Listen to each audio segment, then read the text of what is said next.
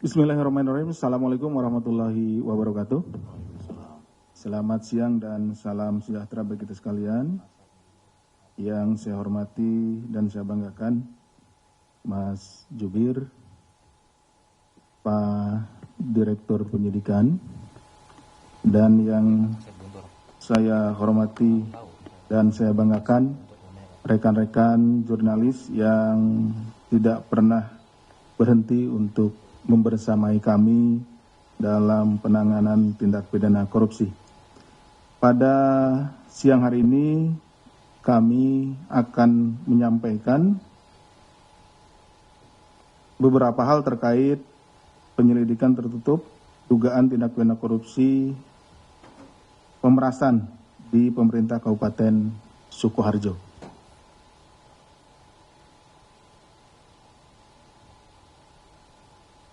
Adapun konstruksi perkaranya sebagai berikut. Perkara ini bermula dari laporan pengaduan masyarakat terkait adanya dugaan tindak pidana korupsi di lingkungan pemerintah Kabupaten Sukoharjo yang kemudian ditindaklanjuti oleh Komisi Pemberantasan Korupsi melalui kegiatan penyelidikan tertutup.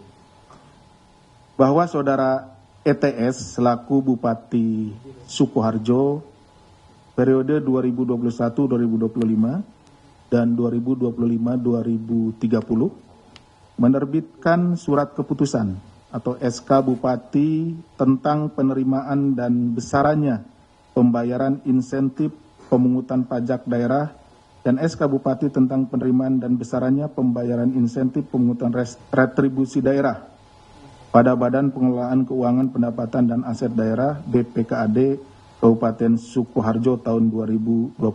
Jadi Ibu Bupati yang menerbitkan SK, siapa orang-orangnya yang nanti melakukan kegiatan pemungutan pajak, dan kemudian ada insentif di situ ya. Di rekan-rekan ada insentif dari hasil pajak yang dipungut terhadap orang-orang yang ada di dalam SK. Bahwa terbitnya kedua SK Bupati tersebut diduga digunakan sebagai alat. Ya, jadi SK ini kemudian digunakan sebagai alat oleh ETS untuk melakukan tindak pidana pemerasan, setoran upah pungut atau UP. Jadi nanti ya dijelaskan lebih lanjut bahwa istilahnya gini, gampangannya, lo kalau mau masuk ke SK ini kan dapat upah tuh. Nah, boleh, tapi ada bagian dong, ya gitu ya. Oke ya. Di lingkungan BPKAD Sukoharjo, di mana ETS meminta saudara RCH selaku Kepala BPKAD Pemkab Sukoharjo mengumpulkan sekitar 40% dari insentif yang diterima oleh sejumlah pegawai pada BPKAD. Jadi tadi, nah insentifnya dari yang seharusnya diterima 100%, ya, dipotong 40%. Jadi kalau kamu mau, ya harus ngasih 40% dari insentif yang diberikan kepada orang-orang yang ada atau pegawai-pegawai yang ada di SK tersebut. Permintaan ETS ini diduga melanjutkan tradisi Bupati sebelumnya yang juga merupakan suami dari ETS. Jadi Bupati Sukoharjo ini 2 periode sebelumnya itu suaminya, ya. Jadi sebelum saudari ETS ini sebelumnya suaminya. Dengan kode perintah tambahan upah pungut kayak onoto, ini mohon maaf nih, ini lafalnya memang menggunakan bahasa daerah ya, seperti itu. Ini bukan diada-adakan, tapi hasil permintaan keterangan yang disampaikan oleh para saksi, seperti itulah. Yang artinya tambahan upah pungut itu ada kan gitu. Kue merene kan ora bayar gitu. Kamu kesini kan tidak bayar gitu. Maksudnya masuk ke masuk ke SK-nya itu nggak bayar gitu. Padakno karo bapak gitu. Artinya samakan dengan bapak. Jadi berarti samakan dengan bapak itu ya dulu pernah dilakukan sama bupati sebelumnya. Udah samakan aja gitu ya dengan yang dulu juga dilakukan sama Bapak gitu. Maksudnya Bapak itu merujuk ke suaminya Ibu ETS atau Bupati sebelumnya. Maksudnya adalah besaran uang yang disetor disesuaikan dengan setoran saat dengan Bupati sebelumnya, di mana Bupati sebelumnya juga memerintahkan jajaran BPKAD saat itu dengan perintah wis dilantik ojo mendeleng wae gitu. Artinya sudah dilantik ya jangan diam saja gitu ya. Itu pakai bahasa Jawa ya. Sekali lagi mohon maaf ini bukan apa-apa, karena memang seperti itulah yang disampaikan oleh para saksi pada saat diminta keterangan oleh para penyelidik maupun penyidik gitu ya. Maksudnya agar pegawai pada BPKAD tersebut memberikan setoran kepada Bupati saat itu. Bahwa atas perintah ETS, saudara RCH diduga kemudian memerintahkan para eselon 3 di lingkup BPKAD untuk menyetorkan potongan upah pungut tersebut kepada saudara ND selaku sekretaris BPKAD Pemkab Sukoharjo sejak tahun 2021 sampai 2026 yang kemudian disetorkan kepada ETS. Jadi dikumpulkan dulu di sekretaris BPKAD ya. Karena ini kan beberapa orang. Jadi tidak langsung disetor orang per orang ke ETS. Kumpulkan dulu di ND, setelah terkumpul baru diserahkan ke ETS.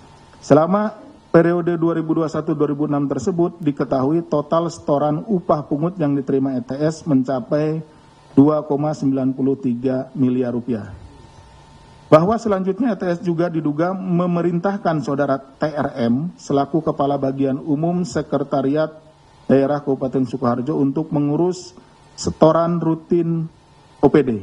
Jadi OPD pun kalau tadi persennya orangnya gitu ya, orang yang ada di SK yang upah pungut, sekarang OPD.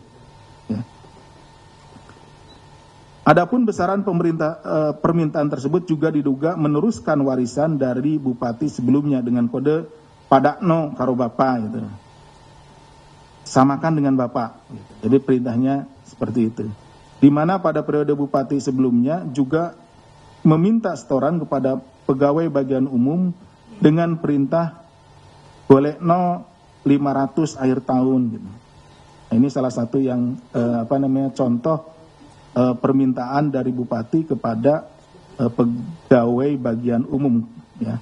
Jadi minta dicarikan 500 itu 500 juta maksudnya ya untuk akhir tahun, keperluan akhir tahun.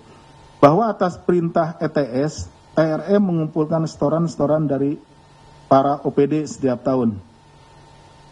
Dan pada momentum THR, selain itu, TRM juga diduga memberikan setoran yang berasal dari bukti pengeluaran fiktif dan markup pengadaan pada bagian umum Pemkab Sukoharjo.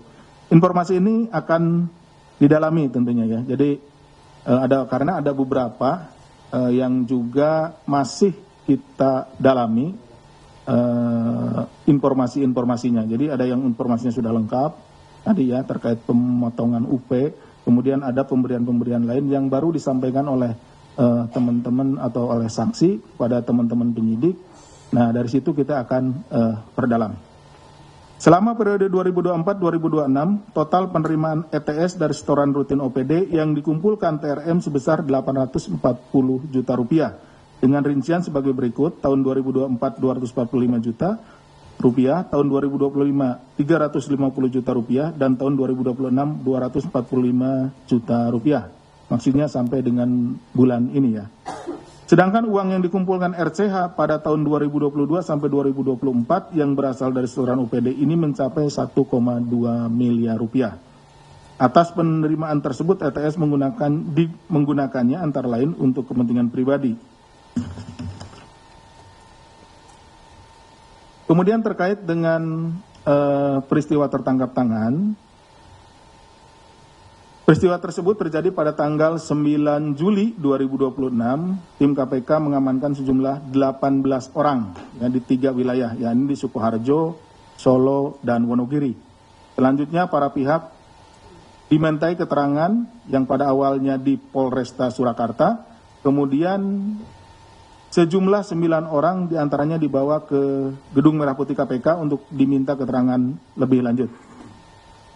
9 orang tersebut yaitu Saudara ETS selaku Bupati Sukoharjo periode 2021-2025, 2025-2030, Saudara AHW selaku Sekretaris Daerah Kabupaten Sukoharjo, Saudara RCH selaku Kepala Badan Pengelola Keuangan dan Aset Daerah BPKAD Pemkab Sukoharjo, Saudara ND selaku Sekretaris Badan Pengelola Keuangan dan Aset Daerah BPKAD Pemkab Sukoharjo, Saudara TGP selaku Asisten Pemerintah dan Kesejahteraan Rakyat Sekretaris Daerah Kabupaten Sukoharjo, Saudara TRM selaku Kepala Bagian Umum Sekretariat Daerah Kabupaten Sukoharjo sekaligus orang kepercayaan Bupati, Saudara BSA selaku Kepala Dinas Pekerjaan Umum dan Perumahan Rakyat PUPR Kabupaten Sukoharjo, Saudara ET selaku pihak swasta, dan Saudara AFD swasta juga. Dalam kegiatan penyelidikan tertutup ini, tim KPK juga turut mengamankan barang bukti dengan total mencapai 21,2 miliar dengan rincian sebagai berikut. Uang tunai 6,4 miliar, uang dalam bentuk valuta asing senilai kurang lebih 7,5 miliar rupiah dengan rincian pecahan Singapura dolar 460.350 Singapura dolar, dolar Australia atau Australian dollar 30.000 Australian dollar, dolar Amerika atau USD 31.300, yen Jepang 586.000, kemudian ringgit Malaysia 12.210, kemudian baht Thailand 34.585 baht, serta logam mulia dengan pecahan 100 gram sebanyak 25 keping atau total 2,5 kilogram, atau kira-kira kalau dikonversi ke harga sekarang sekitar 7,3 miliar. Sejumlah barang bukti tersebut diantaranya diamankan di ruang kerja RCH, berangkas milik Bupati di Wonogiri dan Laweyan, serta diamankan dari Saudara ND. Berdasarkan kecukupan bukti permulaan yang sah, KPK kemudian menaikkan perkara dugaan tindak pidana korupsi terkait pemerasan di Pemkab Sukoharjo ini ke tahap penyidikan dan menetapkan 3 orang sebagai tersangka, yaitu 1 Saudari ETS selaku Bupati Sukoharjo periode 2025-2030. 2. Saudara RCH selaku Kepala Badan Pengelola Keuangan dan Aset Daerah BPKAD Kabupaten Sukoharjo. Dan 3. Saudara TRM selaku Kepala Bagian Umum Sekretariat Daerah Kabupaten Sukoharjo. Atas perbuatannya terhadap Saudari ETS, Saudara RCH, dan Saudara TRM disangkakan telah melanggar pasal 12 huruf E kecil atau pasal 12 huruf F kecil dan pasal 12B besar Undang-Undang Republik Indonesia Nomor 31 Tahun 99 tentang Pemberantasan Tindak Pidana Korupsi, sebagaimana telah diubah dengan Undang-Undang Republik Indonesia Nomor 20 Tahun 2001 tentang perubahan atas Undang-Undang Nomor 31 Tahun 99 tentang Pemberantasan Tindak Pidana Korupsi. KPK selanjutnya melakukan penahanan terhadap 3 tersangka untuk 20 hari pertama sejak tanggal 10 Juli sampai dengan 29 Juli 2026. Penahanan dilakukan di Rumah Tahanan Negara Cabang Gedung Merah Putih KPK. Dalam kesempatan ini KPK menyampaikan apresiasi dan terima kasih kepada pihak-pihak yang telah mendukung penanganan perkara ini, khususnya kepada masyarakat yang telah menyampaikan informasi kepada kami sehingga tim penyelidik maupun penyidik bisa melakukan penindakan terhadap tindak pidana korupsi yang terjadi di Kabupaten Sukoharjo. Kemudian juga apresiasi disampaikan kepada Polres Surakarta, insan pers, serta juga kepada rekan-rekan sekalian yang tidak pernah henti-henti, rekan-rekan jurnalis membersamai kami dalam penanganan tindak pidana korupsi.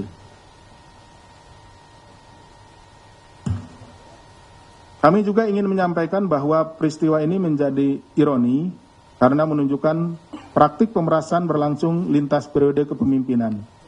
kepala daerah, di mana para kepala daerah tersebut mengabaikan amanah jabatan dan tidak menjadikan integritas sebagai fondasi dalam penyelenggaraan pemerintahan. Tadi disebutkan kan dari kata-kata kunci yang disampaikan itu merujuk ke bupati sebelumnya, ya. Jadi ini lintas periode, ya udah disamakan aja seperti yang dulu Bapak lakukan.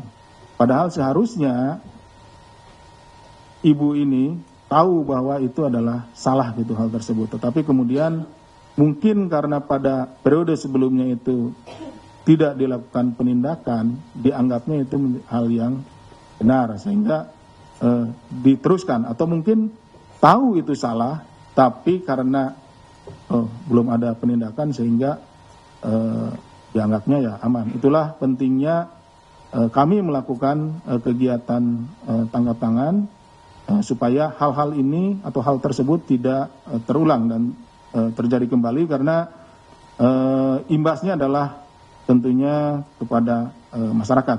Modus korupsi yang berulang ini harus kita putus mata rantainya dan menjadi pembelajaran bagi daerah lain, karena modus seperti ini juga rentan terjadi di daerah lainnya. Terlebih selama periode 2025 sampai dengan pertengahan 2026, KPK telah melakukan penindakan terhadap 15 kepala daerah di Indonesia. Jadi kita sudah sampai hari ini melakukan penindakan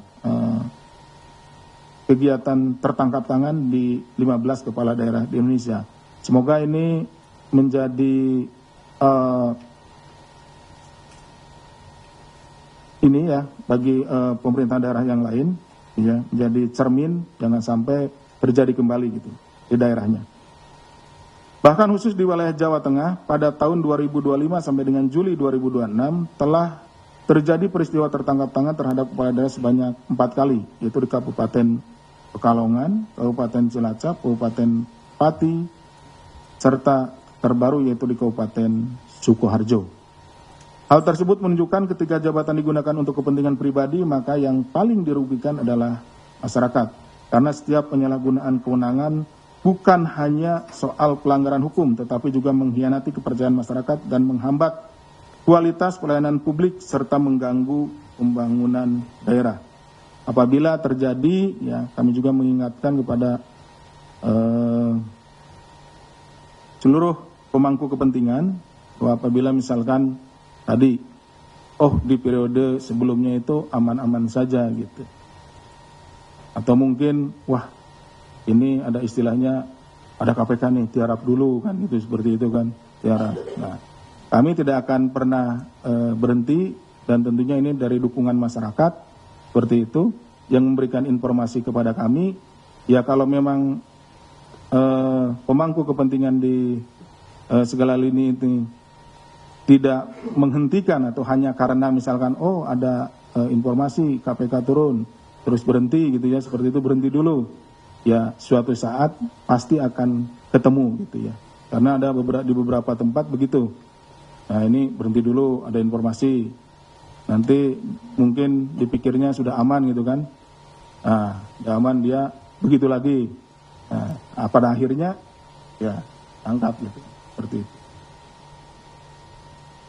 Selain itu, peristiwa tertangkap tangan ini juga mengkonfirmasi sinyal perlunya penguatan upaya pencegahan korupsi di lingkungan Pemkab Sukoharjo. Hal ini tercermin dari penurunan nilai dalam survei penilaian integritas atau SPI dari 79,34 tahun 2024 menjadi 76,24 pada tahun 2025, sehingga masuk dalam zona waspada. Sementara dari aspek tata kelola yang terpotret melalui monitoring, controlling, surveillance for prevention atau MCSV, Pemkab Sukoharjo juga mengalami penurunan, yakni dari 97,43 poin pada tahun 2024 ke 90,88 poin pada tahun 2025. Penurunan ini dipengaruhi oleh capaian area barang milik daerah atau BMD yang hanya memperoleh skor 54 atau berada di indikator merah. Karena itu KPK kembali mengingatkan bahwa transparansi harus berjalan beriringan dengan integritas. Sebagai kepala daerah, kewenangan yang dimiliki harus dijalankan secara akuntabel, transparan, dan bebas dari benturan kepentingan. Karena KPK meyakini tata kelola pemerintahan yang transparan, akuntabel, dan berintegritas merupakan fondasi utama dalam menjaga kepercayaan publik dan memastikan setiap kebijakan benar-benar berpihak kepada kepentingan masyarakat. Demikian yang bisa kami sampaikan. Terima kasih atas perhatiannya. Saya kembalikan kepada Mas Jubir. Baik, terima kasih Pak Deputi yang telah menyampaikan secara lengkap bagaimana konstruksi, kronologi, dan juga pihak-pihak yang ditetapkan sebagai tersangka dalam perkara ini.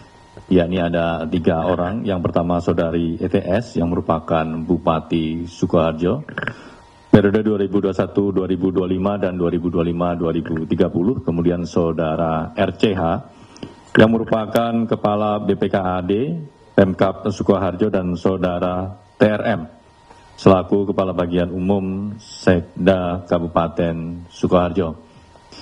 Selanjutnya kami akan menampilkan beberapa gambar, ya ini ketika tim mengamankan sejumlah barang bukti, di mana dalam rangkaian peristiwa tertangkap tangan ini tim mengamankan dalam bentuk uang, ada rupiah dan juga falas, serta logam mulia emas di beberapa lokasi dengan nilai total sekitar 21 miliar.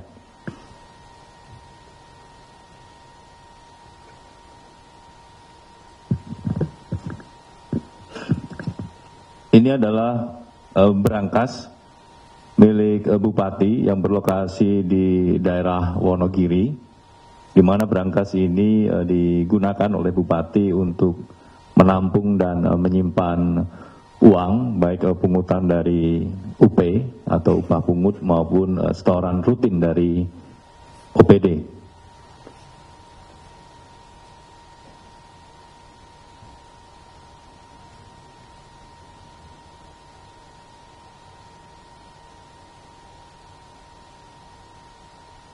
Ini ketika tim membuka berangkas tersebut.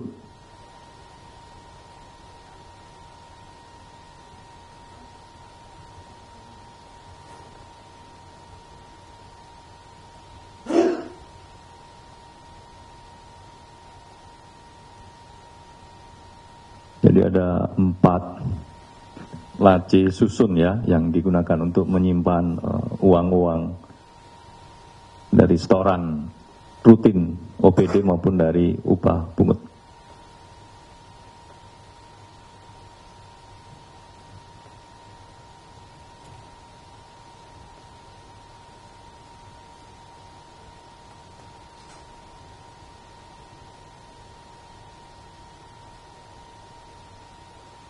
Oke, next. Ini adalah isian dari berangkas-berangkas tersebut. Ada uang dalam bentuk rupiah, kemudian dolar Australia, dolar Amerika, yen Jepang, ringgit Malaysia, baht Thailand,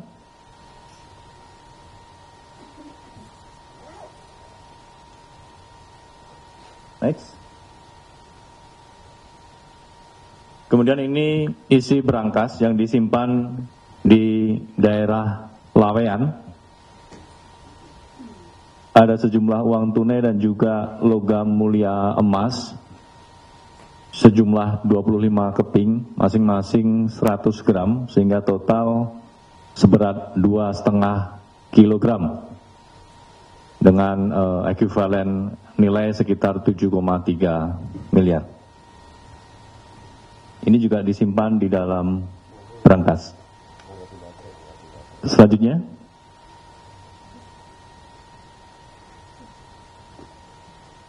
oke.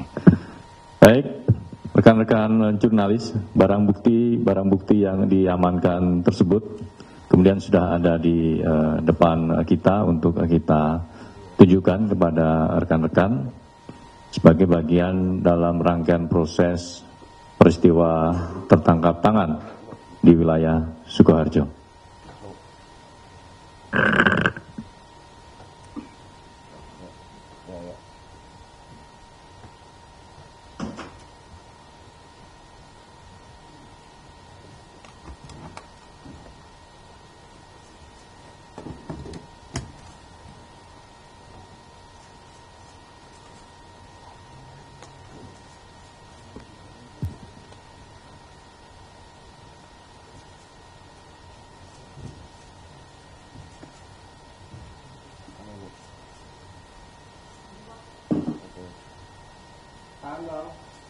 Tahan.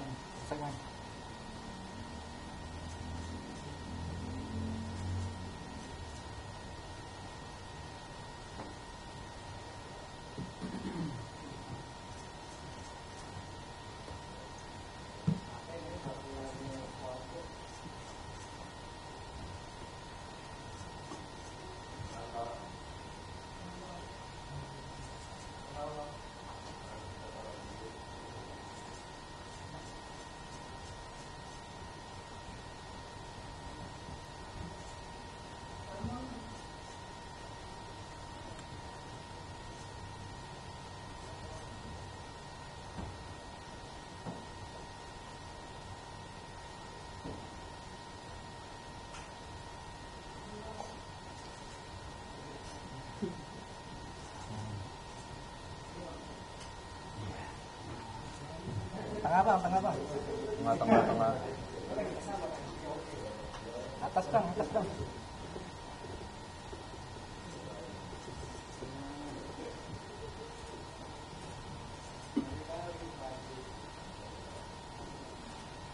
Ini ganti.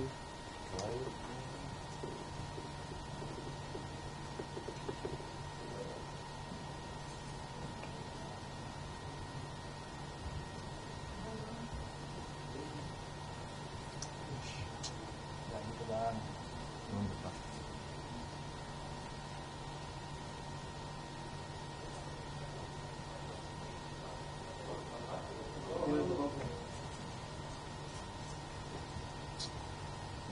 Sama-sama kerja ini.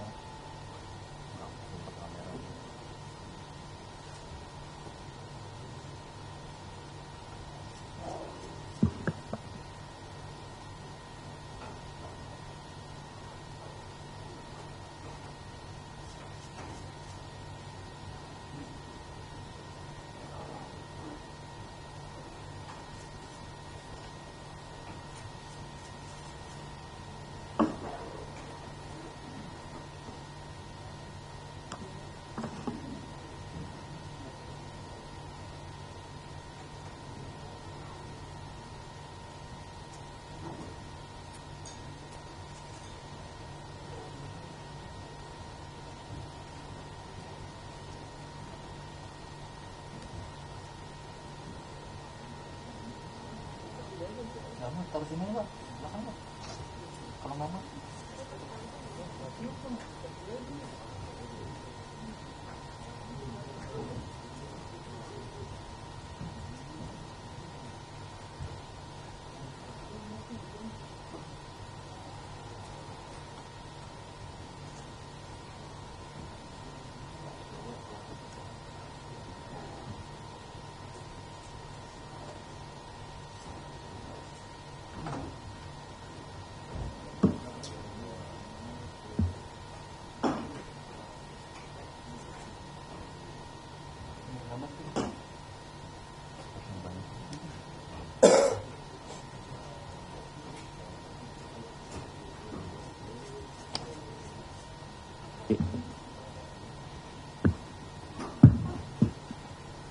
Baik, terima kasih rekan-rekan. Kita akan lanjutkan ke sesi tanya jawab. Sesi pertama kita akan buka khusus terkait dengan perkara ini. 3 dulu ya. Sisi depan, di rombongan sisi kiri ada Mas Wahyu, Mas Panji, dan juga Mas Yus. Silakan. Pertama Mas Wahyu. Assalamualaikum warahmatullahi wabarakatuh. Waalaikumsalam warahmatullahi wabarakatuh. Semoga kita selalu sehat dan berkah. Amin. Amin. Pertanyaan saya dikit, ntar ditanya sama Pak Asep lagi cuman berapa biji. Jadi pertanyaan saya begini, apakah kasus ini juga akan berlaku surut atau tidak terkait dengan tadi kan yang disampaikan oleh Pak Asep bahwa ini kan estafet nih antara bupati lama dengan bupati baru yang istilahnya suami istri kan gitu kan. Wah lu besok jadi bupati ya, terusin nih. Pokoknya ini proyeknya begitu kan Pak? Ya. Ini proyek di dinas ini potong sekian, proyek di dinas ini sekian. Artinya apakah dalam waktu dekat juga KPK akan memanggil suaminya dan akan diperiksa terkait itu? Dan juga pastinya di dalam periode suaminya dulu juga sama dengan yang dilakukan istrinya. Artinya ini copy paste. Kedua, apakah anggaran-anggaran yang dikampak oleh bupati ini sebagian itu seperti masalah pendidikan dan juga dinas di PUPR utamanya. Karena seperti yang disampaikan oleh warga di Sukoharjo bahwa ruas jalan di sana itu sangat tidak layak. Dan sementara seperti yang kita sajikan tadi, itu sangat luar biasa. Uang dan juga barang bukti lain dan juga emas. Dan buat rakyat di sana juga akan menunggu apakah juga ini suaminya ini akan dipanggil dan akan ditetapkan sebagai tersangka. Terima kasih. Wassalamualaikum warahmatullahi wabarakatuh. Waalaikumsalam. Terima kasih Mas Wahyu. Bergeser ke Mas Panji, silakan.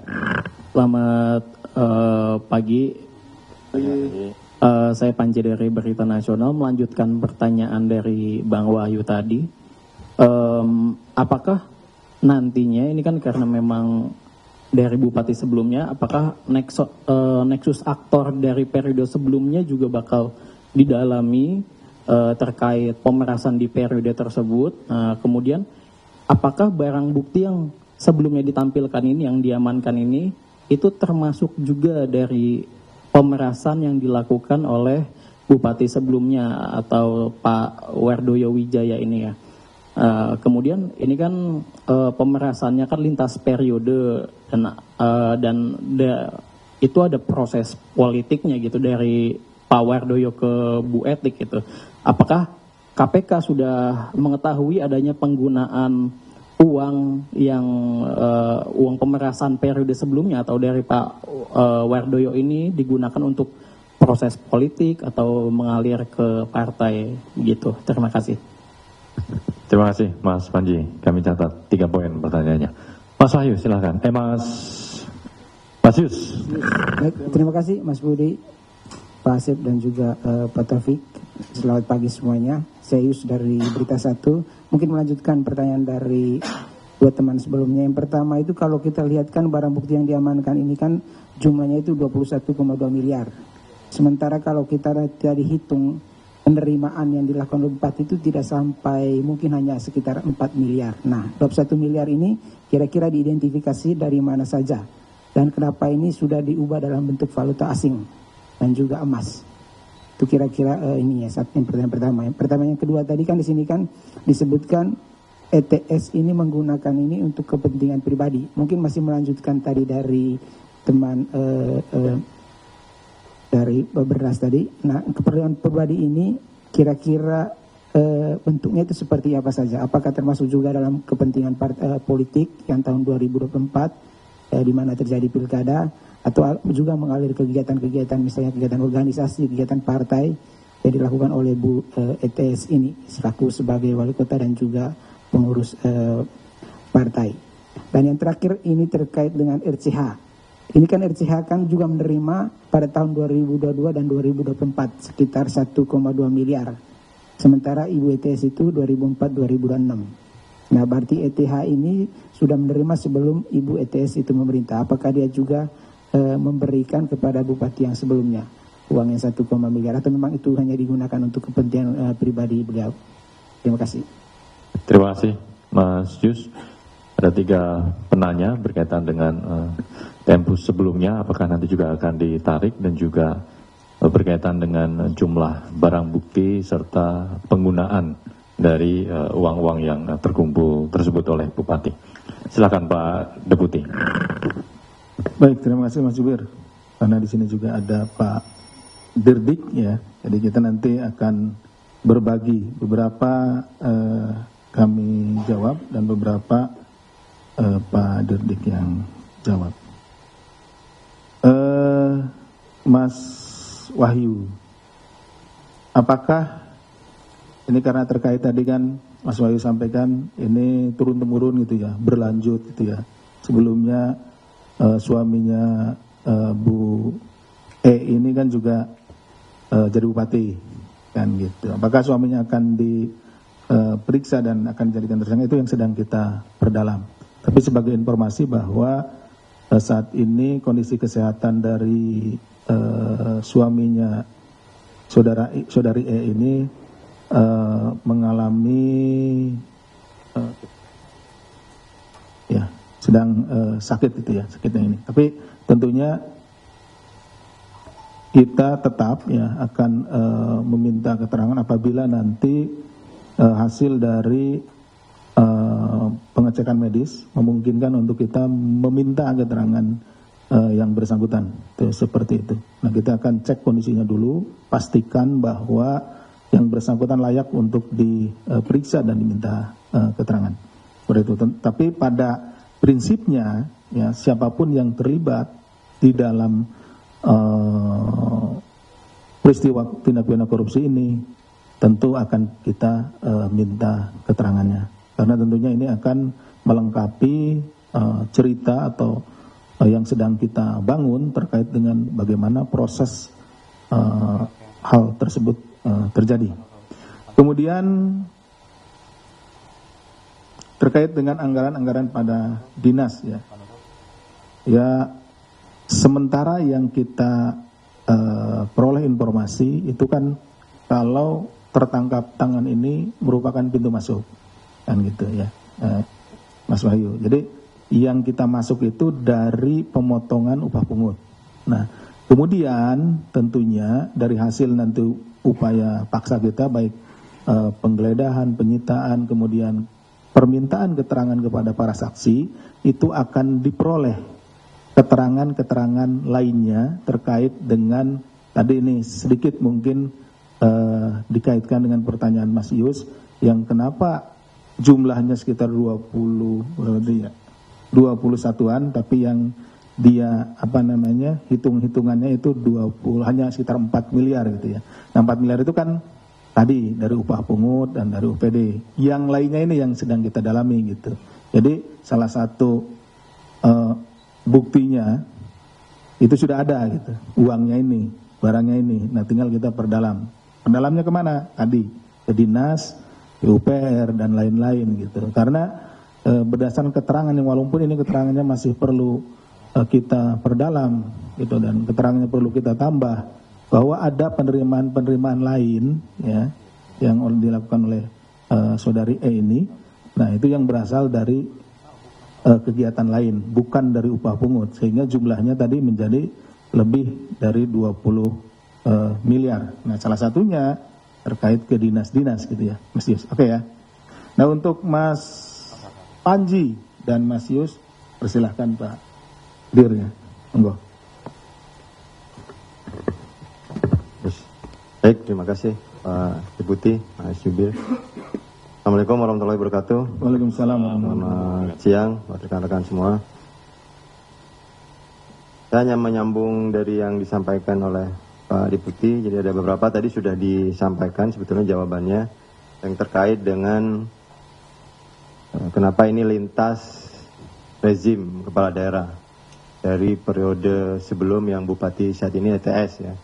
Tadi sudah disampaikan di paparan yang disampaikan oleh Pak Deputi. Jadi ada bahasa-bahasa padakno karo bapakmu seperti itu. Itu memang itu ada fakta ini lintas rezim.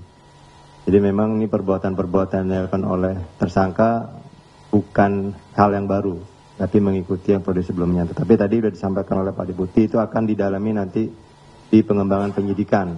Tadi ada pertanyaan dari Mas Panji, misalkan apakah BB yang ditemukan itu juga terkait dengan barang bukti di periode sebelumnya.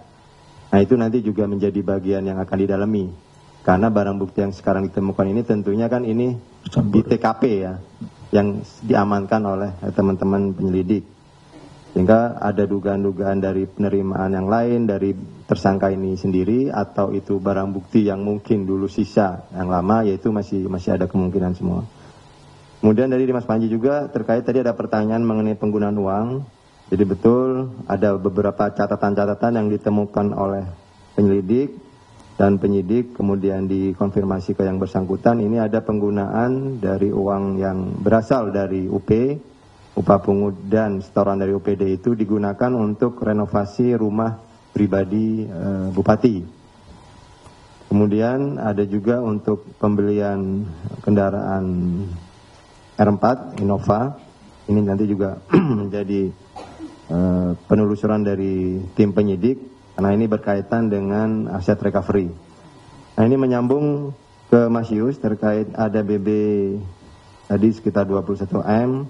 Tadi betul bahwa terkait dari BB upah pungut itu yang ditemukan yang berhasil dikonfirmasi adalah sebesar 2,9M. Kemudian dari setoran OPD itu sekitar 3M-an. Nah, sisanya itu seperti apa? Jadi tadi sudah dibacakan oleh Pak Deputi di awal bahwa pengenaan unsur pasal kepada tersangka itu ada pasal 12B besar, gratifikasi. Nah, dugaan-dugaan penerimaan lain ini yang mungkin nanti akan diperdalam lagi di penyidikan berikutnya oleh teman-teman penyidik. Baik itu tadi sudah disinggung, ada penerimaan dari terkait proyek yang ada di lingkungan Pemda Sukoharjo, maupun ini ada dugaan-dugaan juga yang ditemukan terkait suap jabatan. Ini ada beberapa fakta-fakta yang ditemukan oleh penyidik dan penyidik, beberapa saksi kepala daerah atau kepala OPD ini yang juga jabatannya apabila tidak memenuhi keinginan dari bupati atau target pemenuhan setoran-setoran tadi itu akan dipindah. Nah, ini apakah nanti ada selain setoran itu juga suap jabatan, itu akan didalami lagi nanti di penyidikan berikutnya. Untuk penggunaan lain tadi sama juga ya, Mas Yus juga menanyakan apakah ada penggunaan pribadi. Ya tadi sudah saya sampaikan memang betul digunakan oleh pribadi bupati. Terkait penggunaan untuk politik kita belum menemukan, nanti kita lihat perkembangannya seperti apa. Saya pikir itu sudah semua. Terima kasih Pak Dir. Ini saya tambahkan lagi sedikit. Di rekan-rekan bisa lihat untuk penggunaan untuk kepentingan pribadi itu lihat dari tadi mata uangnya ya. Mata uangnya kan tidak hanya rupiah gitu. Mata uangnya ada mata uang asing. Nah, berarti kan kalau keperluan itu biasanya pergi ke tempat itu iya dengan menggunakan mata uang asing tersebut gitu kan, seperti itu. Itu mungkin tambahan dulu. Siap, terima kasih Pak Deputi, Pak Dirdik. Jadi memang praktik korupsi yang terjadi di Sukoharjo ini menarik ya. Tadi disebut ini seperti estafet korupsi. Jadi apa yang diduga dilakukan oleh Bupati sebelumnya di copy paste oleh Bupati Bu ETS ini. Baik, kita akan buka sesi kedua. Geser ke belakang ada Mas Fadil, kemudian di tengah ada Mas Yaki. Tengah-tengah mungkin sisi belakang, belum ada yang mewakili. Oke, kita ke Mas Fadil dulu. Silakan Mas Fadil. Selamat pagi menjelang siang Pak Asep, Pak Taufik, Mas Budi. Saya Fadil dari Detikom. Ada 3 pertanyaan Pak. Yang pertama, ini kan falas yang ditemukan banyak ya Pak. Ada bat, ada maksudnya falas-falas yang sebetulnya nggak umum, ada dolar Australia juga gitu. Nah, apakah pertama apa alasan si bupati itu menukarkan falas-falas itu dengan berbagai macam falas itu? Apakah memang si bupati ini sering pelesiran ke daerah-daerah yang sumber dari mata uang tersebut atau seperti apa? Kemudian yang kedua, penukaran falas dan emas ini kayaknya lagi tren booming di pelaku-pelaku korupsi gitu. Nah, mungkin dari pandangan penyidik itu kenapa sih mereka melakukan itu gitu? Apakah ketika menggunakan rupiah mereka jadi lebih mudah untuk diketahui tindakan korupsinya atau seperti apa? Kemudian yang ketiga soal berangkas di Wonogiri dan di Lawean. Apakah itu memang benar rumah si bupati atau rumah itu memang hanya sekadar dijadikan safe house atau seperti apa? Itu Pak Asep, Pak Taufik dan Mas Budi. Makasih. Terima kasih Mas Fadil terkait dengan temuan Barbuk. Kita geser ke depan ke Mas Yaki. Silakan. Siang Pak Asep, Pak Taufik, Mas Budi. Ada beberapa pertanyaan dari saya. Pertama, ini kan kalau dibilang dari estafet ke kepemimpinan sebelumnya, itu kan berarti 2010 ya? Pak Wardoyo itu kan berarti dari 2010. Apakah juga modusnya sama gitu? Ini melegalkan pemerasan menggunakan SK gitu ya? Mohon penegasan juga soal modusnya itu Pak. Ini berarti melegalkan pemerasan menggunakan SK. Apakah Wardoyo juga seperti itu? Atau seperti apa modusnya? Dan kedua nih soal yang tadi emas itu ada 21 kilo ya, 2,5 kilo kan? 25 kilo. Nah itu apakah itu dari duit terus dibelikan emas atau memang ada gratifikasinya atau misalnya penerimaannya langsung menggunakan emas gitu Pak?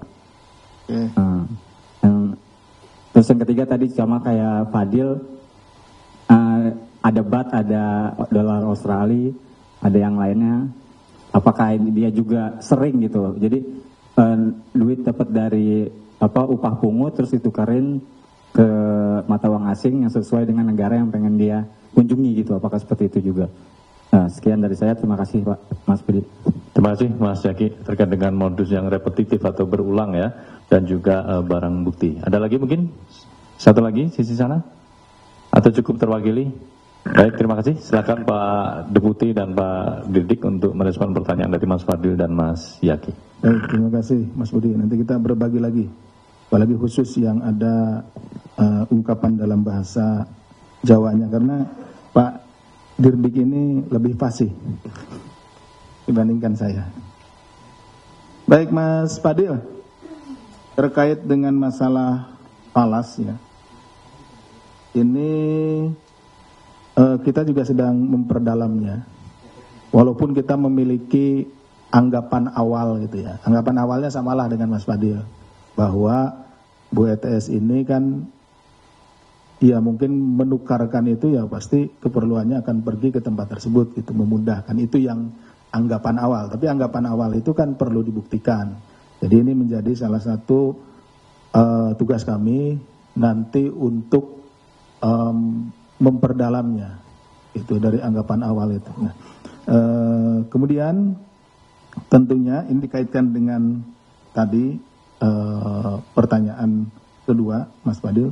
Nah, apakah juga memang yang bersangkutan ETS ini menukarkan rupiah ke falas terus mau pergi ke tempat tersebut, atau justru dia nerima sudah dalam bentuk falas gitu kan. Nah, seperti itu. Nah, itu juga yang sedang kita dalami.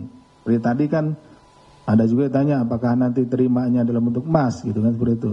Tren, nah, dibilang tren kan gitu. Kenapa? Ya pada umumnya yang kami temukan gitu ya, karena penukaran falas ini kan tidak hanya terjadi di perkara yang ini, gitu. Perkara yang sebelumnya juga demikian. Kita menemukan beberapa falas, kemudian juga menemukan juga emas atau logam mulia lainnya. Itu rata-rata alasannya adalah untuk supaya ringkas gitu ya, lebih ringkas, lebih memudahkan. Mungkin amplopnya lebih kecil gitu ya kalau dibandingkan itu kan. Satu koper cukup dengan satu amplop lah gitu, kayak gitu. Jadi mereka lebih ringkas biasanya. Itu alasan paling umum, alasan paling umum. Tapi ada juga alasan-alasan yang lainnya yang spesifik yang mereka miliki. Kemudian terkait dengan brankas yang ada di Wonogiri dan di Laweyan sejauh ini, tapi nanti mohon Pak Dirdik ini menambahkan, karena sejauh yang kami ketahui pada ekspos yang dilaksanakan itu memang di rumahnya gitu, ya, di tempat kediamannya yang bersangkutan. Jadi kemungkinan karena sejak ini kan berarti sejak 2010 nih sudah hampir 20 tahun gitu ya, 20 tahun. 2010 suaminya, kemudian sampai 2020-an lah seperti itu, kemudian dilanjutkan oleh istrinya. Jadi ada beberapa tempat yang pasangan suami istri itu miliki gitu ya. Tapi kita akan cek lagi apakah itu atas namanya kan itu ya, atau atas nama orang lain gitu ya. Kan biasa sekarang kan pakai nomini gitu ya, kepemilikan rumah dan lain-lain gitu atas nama orang lain. Itu nanti akan kita kabari. Nah, karena hanya ada 2 penanya, jadi yang berikutnya Pak Dirdik, dipersilakan. Baik, terima kasih Pak Deputi. Saya melanjutkan, menambahkan tadi yang pertanyaan pertama dulu dari Mas Fadil ya, terkait yang di rumah Laweyan, Wonogiri dan lain-lain itu. Jadi itu terkonfirmasi betul itu dipakai oleh tersangka sebagai penyimpanan barang bukti tadi yang ditunjukkan ya, ada di beberapa tempat yang sempat didatangi oleh tim di lapangan. Jadi semacam ya bisa dikatakan safe house lah. Dan itu juga orang-orang kepercayaannya Bupati saja yang bisa mengakses ke tempat-tempat itu. Lanjut ke pertanyaan kedua, terkait modus tadi pemerasan menggunakan SK. Jadi betul tadi kan ada bahasa itu tambahan upah pungut itu ono toh gitu. Nah, artinya sebenarnya si tersangka ini mengkonfirmasi bahwa modus-modusnya itu sebetulnya sudah jalan.